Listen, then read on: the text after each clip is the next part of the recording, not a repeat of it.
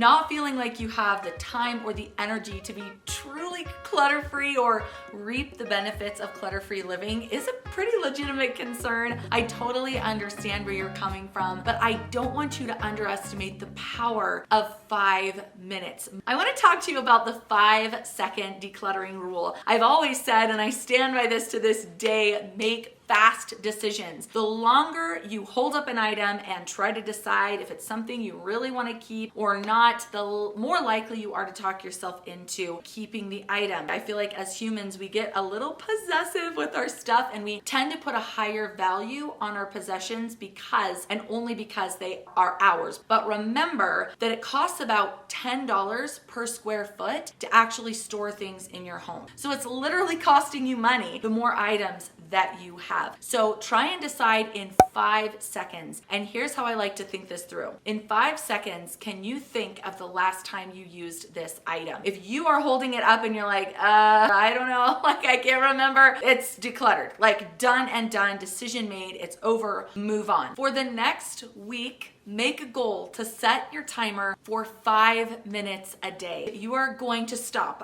When the timer goes off, you are going to be completely done unless you want to keep going. So do not commit yourself beyond these 5 minutes because, right, you're tired and you don't have a lot of time. Here are some ideas of things that you can get done in that short amount of time. One, dresser. I've noticed that my dresser drawers are really feeling overstuffed. Not only that, but we're at the turn of a season, which is always a really great time to go through your clothes. I have so many things in here that I can declutter. This 5 minutes is going to benefit me because it's going to make getting ready easier, but it's going to make putting my clothes away less of a hassle because I'm not trying to stuff things into this overfilling drawer. Even if you don't declutter anything, do a seasonal swap out. It only takes about 5 minutes to declutter, not declutter and clean, but declutter the fridge and 5 minutes to declutter the freezer. If you set the timer for 5 minutes, especially if this is a task you really don't enjoy, then it makes it more like I can do it. As soon as the timer goes off, I'm done.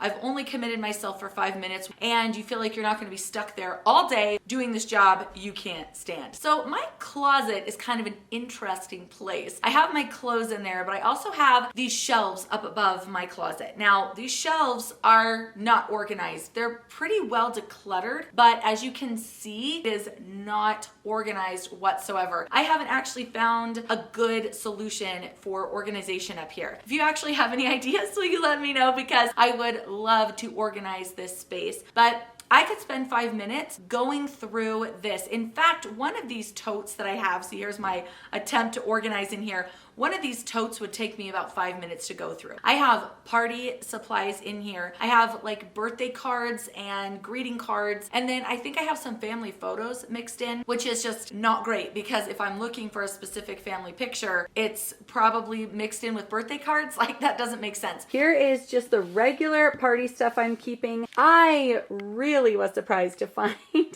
little Disney stamps. And then I could have used these tax receipts for my taxes this year. And I had no idea they were in here. So disorganized, so I lost them. This is a pile of garbage, a bunch of like bent things, an old school ID that I don't need. And then I found these special things that I need to create a folder for. That little project did take me longer than 5 minutes, but I kept going because I have the time. But if you are just doing the 5 minutes, just gather the trash and throw it away and put everything else back in the box. The next time you have 5 minutes, hit the box again. You could also just do a quick category like I did. These are all of our special cards, cute things the kids have made us that I need to now create an actual file folder for. So you can break a box down into multiple 5-minute components, but I think the main thing that you could do in 5 minutes with a project like this is just get some trash out. In 5 minutes, you can also pretty quickly make a master list. I would be nowhere without my master list. So I did not have an easy time keeping my house under control, keeping it organized, keeping it very clean, and it definitely wasn't decluttered. This is a few years back, but my master list is what really helped me stay focused and stay organized in the process. So you can spend 5 minutes and jot down several areas of your home that need to be categorized, organized, or decluttered or cleaned, really. And this will help you have a more clutter-free life. I feel like cleaning needs to be kind of in the category of clutter-free living, because even if it's everyday mess, which we all have, if you're able to get routines and keep on top of this, it makes it feel so much less cluttered. So spend a few minutes doing a master list. Yours and mine are probably gonna look different because we have different areas of the home. I don't have an office, but I do have a loft. I don't have an attic, but I do have a basement. So you're gonna make your list based on your home, what areas you have, but I encourage you to make this specific. So I included things like the piano bench because I teach a lot of piano lessons. So go ahead and spend 5 minutes doing a master list. You can use mine to kind of kickstart your ideas. Going along with the theme of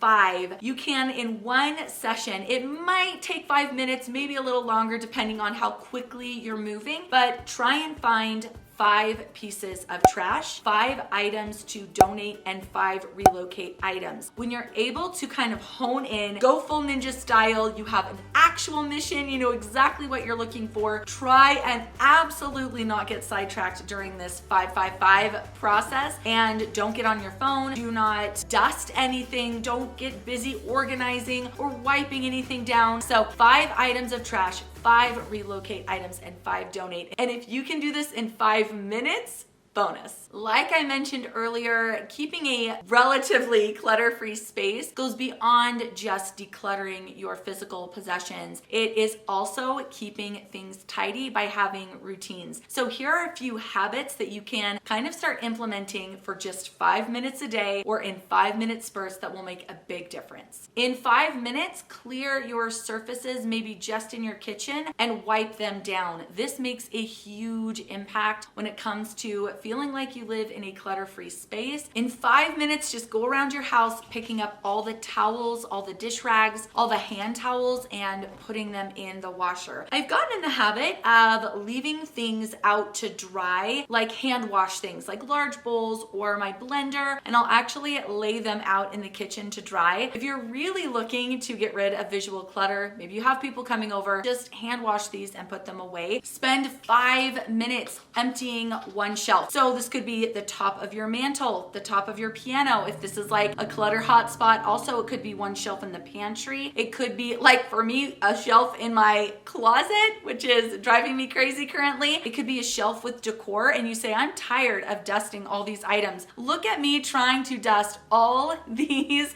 little knickknacks whilst holding a baby, and I am just dusting for so long. It's ridiculous. I did not have to spend this long dusting the top of my dresser. If I had just eliminated, and I learned, and you just eliminate items and it saves you time cleaning. It saves you time on visual clutter and it saves you time cleaning, so double win. But this is me trying to dust all of the multiple knickknacks on the top of my shelf. Get rid of some of these. It's not worth it. You could spend 5 minutes just switching the laundry, one load. And again, set the timer. I know this might seem silly, but it's amazing what triggers in our brain the second the timer starts going. It's like a race. It's like some kind of competition with ourselves.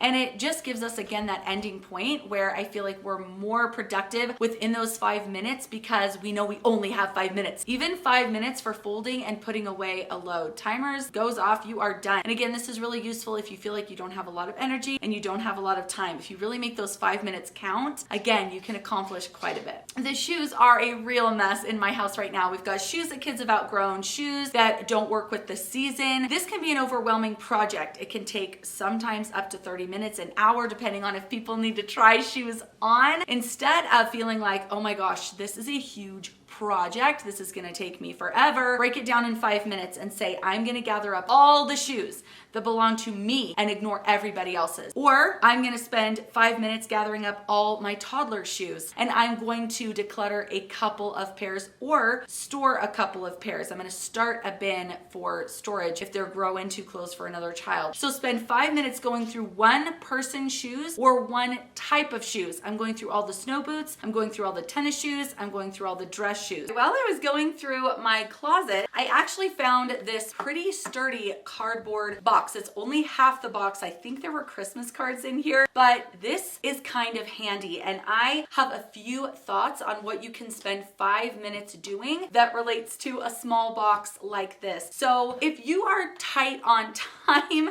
it can be hard to find the time to go out and buy organization solutions. If you're tight on energy, same story, but also if you're tight on cash, if you find a little box like this, here are some things that you can do with it in about 5 minutes. You can use the box to corral cords. Even if you end up putting this box inside a nightstand drawer, it's really nice when things are contained. So you can make this into a little cord station. I also like the idea of using this as a little jewelry tray, especially if you don't have very many pieces of jewelry. This can be a nice thing to store on your vanity or again in your closet. I really love having cards on hand just in case I remember, oh my gosh, it's someone's birthday, or we are heading out to a wedding reception, or Mother's Day's coming, so I have this pretty one. That's another good thing you can do with a box. In fact, I think that is exactly how I'm going to use this one. You can use a little caddy like this to store hair accessories. Look what I just found. This is for pins, I think, for sewing. It's a little tin I have never used, and I was about to put it in the donate. And then I realized this would be perfect for my teeny tiny little jewelry that I have sitting on my vanity. And then if I keep the lid, I can travel with all my tiny jewelry. That is so cute. I also love using this kind of sized box for art supplies or office supplies. Keys. If you don't have a tray or hooks in your house, you could use this as a little drop zone. Also, little Montessori projects for preschoolers. Oh my goodness, how cute is this little froggy project? And again, it's nice to have it contained. The floating remote is always an issue. I like to put Velcro on the back of mine, but if you don't want to do that, again, give the remote a home. And then this can just live on top of the coffee table, and everybody knows when you're done with the remote, it goes back in the tray. I have another video on the screen if you'd like to check that out and get more inspiration and motivated for a clutter-free home. I'll see you over there.